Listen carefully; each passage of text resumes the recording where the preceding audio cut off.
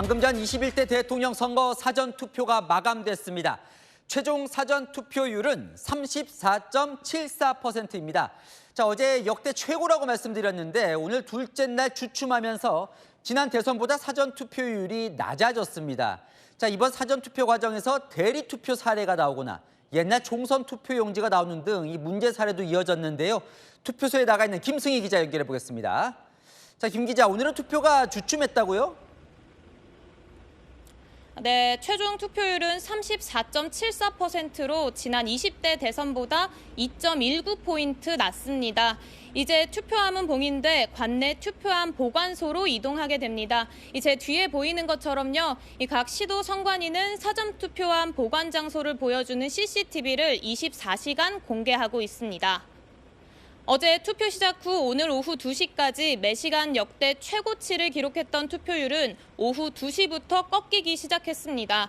첫날은 역대 최고치를 기록했지만 둘째 날인 오늘 부실 관리 정황이 포착되며 다소 주춤했다는 분석입니다. 또 지난 대선 때는 사전투표가 주말을 낀 금요일과 토요일 진행됐지만 이번은 모두 평일이었다는 점도 영향을 미쳤을 걸로 보입니다. 지역별 사전투표율은 첫날과 큰 차이 없이 전남이 가장 높고 대구가 가장 낮았습니다. 사전투표장을 떠난 투표함은 24시간 CCTV로 확인할 수 있습니다. 선관위 직원들만 저것을 보았을 텐데 지금은 이 외부에서 누구나 볼 수 있게끔 이렇게 해서 이제 6월 3일 본투표까지 남은 기간은 나흘입니다. 선관위는 사전투표 보관함을 안전하게 보관하는 데 집중할 계획입니다. 지금까지 서울시 선거관리위원회에서 전해드렸습니다. 사전투표율을 보면 지역별로 차이가 뚜렷했습니다. 전남 56.5%, 대구 25.63%, 무려 30% 이상 차이 납니다. 김설혜 기자가 이어가겠습니다. 이틀간 치러진 21대 대선 사전투표에서 가장 높은 투표율을 보인 지역은 전남입니다. 오후 4시에 벌써 지난 대선 최종 투표율인 51.45%를 넘어섰고 오후 5시 기준 54.39%를 기록했습니다. 전북과 광주도 각각 50.90%, 49.92%를 기록해 호남 지역 투표율은 지역별 투표율 1, 2, 3위를 차지했습니다. 반면 가장 투표율이 낮은 지역은 대구입니다. 오후 5시 기준 24.13%로 3년 전 같은 시각 31.74%였던 것에 비해 7%포인트 넘게 낮아졌습니다.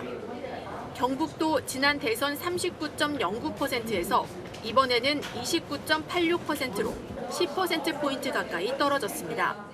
보수 성향이 짙은 대구 경북의 사전투표율과 진보세가 강한 호남 투표율이 확연히 차이를 보인 겁니다.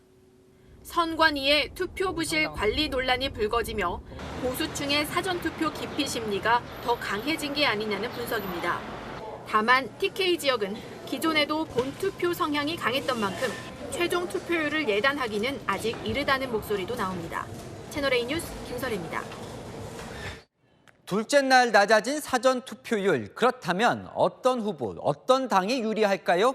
각 당의 이야기를 이상원 기자가 들어봤습니다. 더불어민주당은 오후 들어 사전투표율이 지난 대선보다 낮아지자 유불리를 판단할 수 없다는 입장을 냈습니다. 투표율이 낮은 건 지난 대선과 달리 목, 금, 평일 이틀간 사전투표를 진행했기 때문이라고 보고 있습니다.